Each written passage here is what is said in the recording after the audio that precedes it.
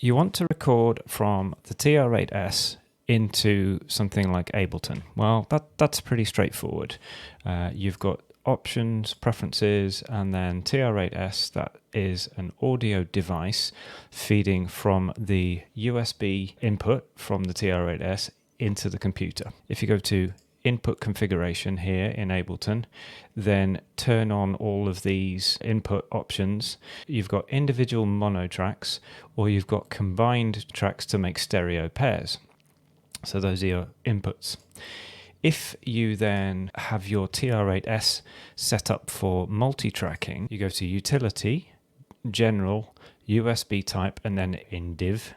Then that sets things up in the following way. That means that you've got tracks 1 and 2, so that's inputs 1 and 2, will be a stereo input for the full mix down of whatever's going through the TR-8S. And then individual tracks 3, 4, 5, 6, and so on, those will be your individual drum tracks. So if I do a quick recording of what I've got coming out of the machine now,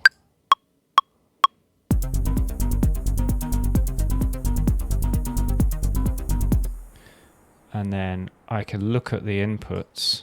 If I turn everything back down again, what we've got is that. And if I strip these down so that you can hear each one individually. So track number 1 coming in. That is a left-hand side of the stereo mix. Track number 2. Right-hand side of the stereo mix. Track number 3 is kick drum only. So that kind of starts the explanation of each of those.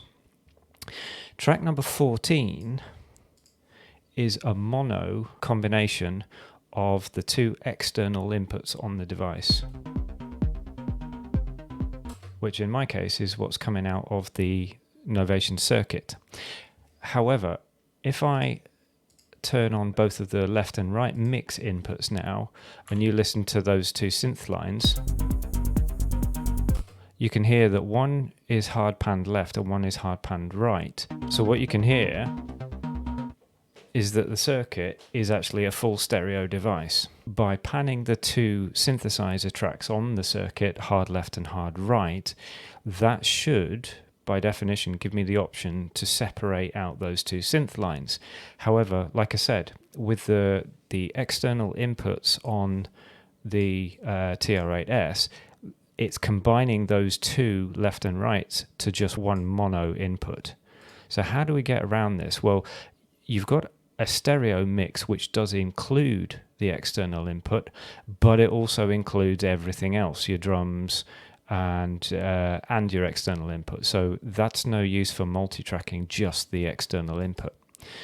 Now the way around that is to have a bit of a mess with the TR-8S settings. Instead of going general USB type individual, you have to go general USB type and then assignable. And what that does is it means that you can shuffle around how these tracks are used. And the assignable options are 6 individual assignable tracks plus a stereo mix, or assignable pairs A, B, and C. So that's a stereo assignable group, another stereo assignable group, and then another, and so on. So, long story short is, the only way you can have your external inputs single tracked, so left and right being individual tracks in a DAW, is by assigning some of the drums to other channels and then using the mix input as the external devices only. This is a bit complicated, but it works. So I'll give you a rundown on how I do it. So like I said, circuit itself is putting out a left channel and a right channel. Hopefully you can see my fingers there.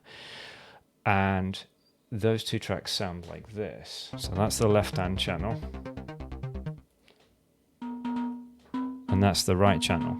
I'll change my TR-8S setting. I'll change the assignment of the drum tracks so they all go to assign A. So let's give this a try.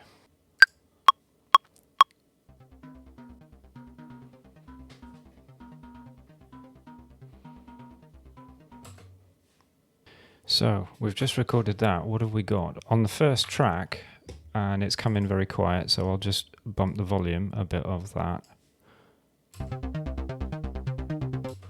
That is synth 1 from the left-hand channel of the Novation circuit, and because I've got control of the mono track and its position in the stereo field here, with the panning control in Ableton, I can stick that in the middle again. And similarly with track 2,